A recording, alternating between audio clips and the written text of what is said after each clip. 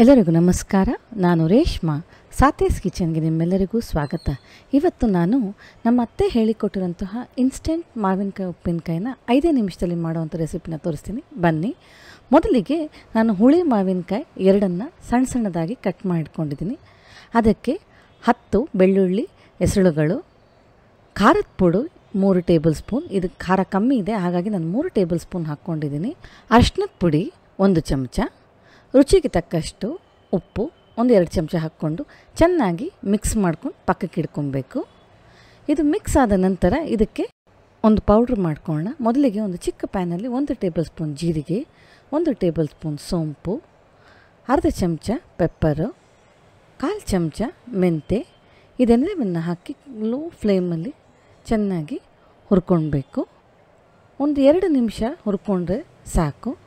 ನೋಡಿ, ಈ ರೀತಿ ಹುರಿದ ನಂತರ ತಣ್ಣಗಾದ ಮೇಲೆ ಮಿಕ್ಸಿ ಜಾರ್ಗೆ ಹಾಕಿ ಪೌಡ್ರ್ ಮಾಡ್ಕೊಳ್ಬೇಕು. ಈ ರೀತಿ ಪೌಡ್ರ್ ಆದ ನಂತರ ನಾವು ಈ ಮಸಾಲೆನ ಮಾವಿನಕಾಯಿಗೆ ಹಾಕ್ಕೊಳ್ಳೋಣ.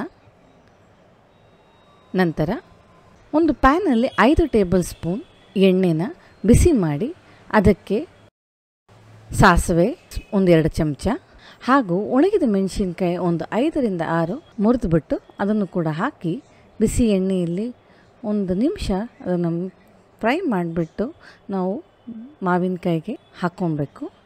ಈ ರೀತಿ ಹಾಕಿ ಚೆನ್ನಾಗಿ ಮಿಕ್ಸ್ ಮಾಡಿದ್ರೆ 5 ನಿಮಿಷದಲ್ಲಿ ಫಟಾಫಟ್ ಅಂತ ನಮ್ಮ ಮಾವಿನಕಾಯಿ ಉಪ್ಪಿನಕಾಯಿನ ರೆಡಿ ಮಾಡ್ಬೋದು. ತುಂಬಾ ಈಸಿ ರೆಸಿಪಿ ಇದು. ಮೊಸರನ್ನಾಗೆ ಬೆಸ್ಟ್ ಕಾಂಬಿನೇಷನ್ ಅಂತ ಹೇಳ್ಬೋದು. ರೆಸಿಪಿ ಇಷ್ಟ ಆದರೆ ಲೈಕ್, ಶೇರ್, ಸಬ್ಸ್ಕ್ರೈಬ್ ಮಾಡೋದನ್ನು ಮರಿಬೇಡಿ.